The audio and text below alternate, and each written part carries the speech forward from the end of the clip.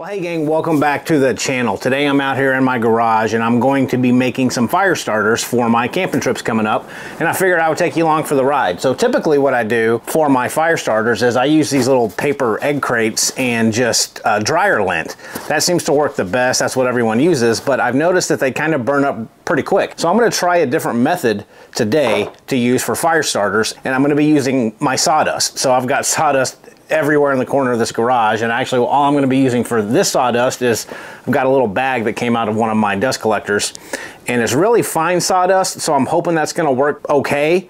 I kind of really wanted to use the more thicker sawdust that I have over there in my big dust collector, but I don't feel like taking the bag off, so we're going to try this really fine sawdust. I'm going to be putting it in these little tiny paper muffin cupcake holder things, and I got some silicone or a silicone baking mat.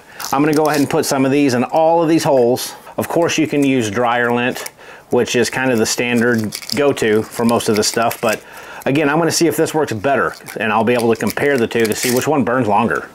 Okay, so I got this whole little silicone baking mat filled up with all of the muffin liners, and I took this little measuring spoon from the kitchen, so hopefully my wife doesn't see this because I'm sure she would not appreciate that I'm using this in this. But I'm just going to go along and just kind of fill up each of these little muffin holders with some of this sawdust.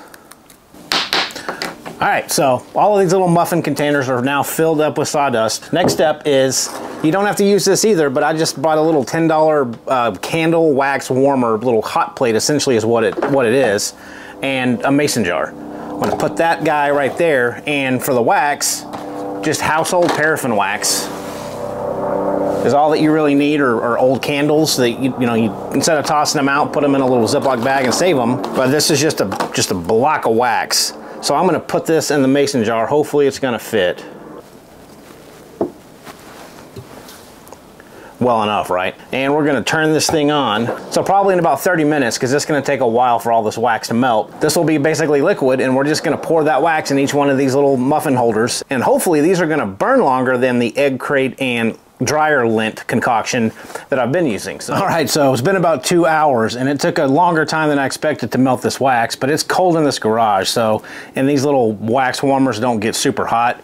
Probably would have been quicker if you would have used like a boiler, or maybe even put this in some hot water, but we're just simply going to start pouring this wax in, and it's probably going to get a little messy.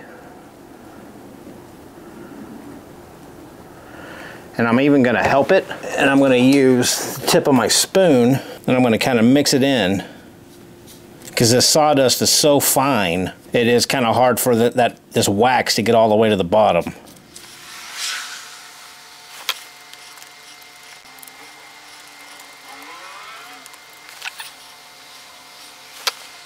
Okay, so that first layer of wax and sawdust has solidified and, become hard. So I ended up going back and adding a little bit more sawdust to each of these little cupcake holders. I've got some more wax that is completely melted, and I'm just gonna go in and I'm gonna pour more wax on top of all this, let them sit overnight, get real nice and solidified and hardened, and then I'll show you guys what they look like as the final product.